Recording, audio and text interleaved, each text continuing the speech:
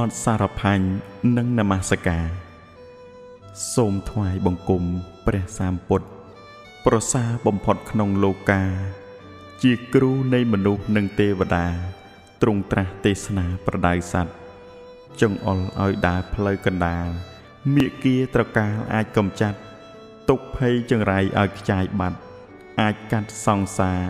រះទុក្ខបានសាសនាព្រះអង្គនៅសពថ្ងៃសត្វមាននិស្ស័យពីបុរាណប្រឹងរៀនប្រឹងស្ដាប់ចេះចាំបានកាន់តាមលំបានក្តីសុខឥតមានសុខណាស្មើក្តីស្ងប់បញ្ចប់ត្រឹមសុខឃ្លាតចាកទុក្ខតាំងពីលោកនេះតទៅមុខ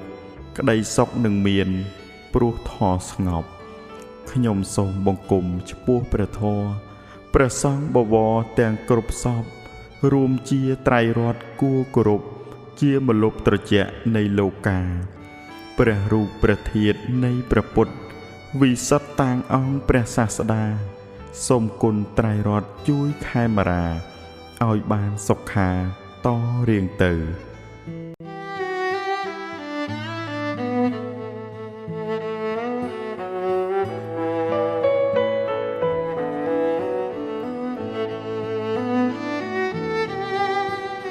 បទសូត្រដាក់ទង់ព្រះពុទ្ធសាសនាជាតិយើងអ្នកកាន់សាសនាត្រូវដឹងច្បាស់ថាព្រះពុទ្ធចិនស្រីទ្រង់មានឆពណ៌រាំងសីគឺព្រះរស្មីទាំង6ពណ៌ផ្សាយចេញពីព្រះកាយទ្រង់រុងរឿងរិទ្ធិរុងប្រសាបបរឆ្វៃឆ្វាត់កាយឆើតឆាយល្អ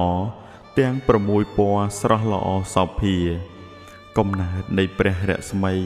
កើតដោយបារមីនៃព្រះភគវីធ្វើទានឥតមានរុញរាការដែលនៅជាព្រះពោធិសត្វរស្មីពណ៌ខៀវនោះណាការឆ្កៀលនេត្រាទ្រង់ដោយចិត្តកាត់ធ្វើទានដល់អន្តព្រាមពិត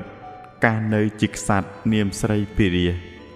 រស្មីពណ៌លឿងភ្លឺថ្លាការដែលទ្រង់អាសាច់ផែធ្វើមាសបិទពុទ្ធរូបល្អអោភាសព្រះអិនជាងមាសទ្រង់វ័យបណ្ឌិតរស្មីក្រហមនោះណាការដែលមេដាពោះខាំស្លាប់ពិត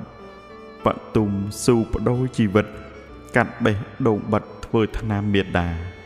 រស្មីពណ៌សសុតសាត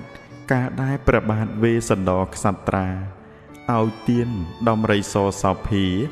ដល់ព្រាមប្រាថ្នាយកពោធិញ្ញាណរស្មីពណ៌ដូចជើងហង្ស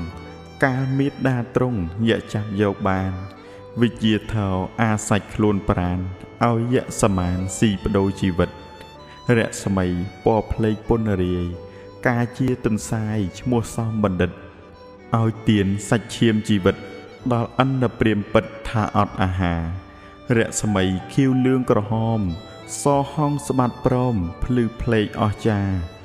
ត្រូវជា6ប្រការទាំងចាស់កុមារចូលចាំទុកអើយ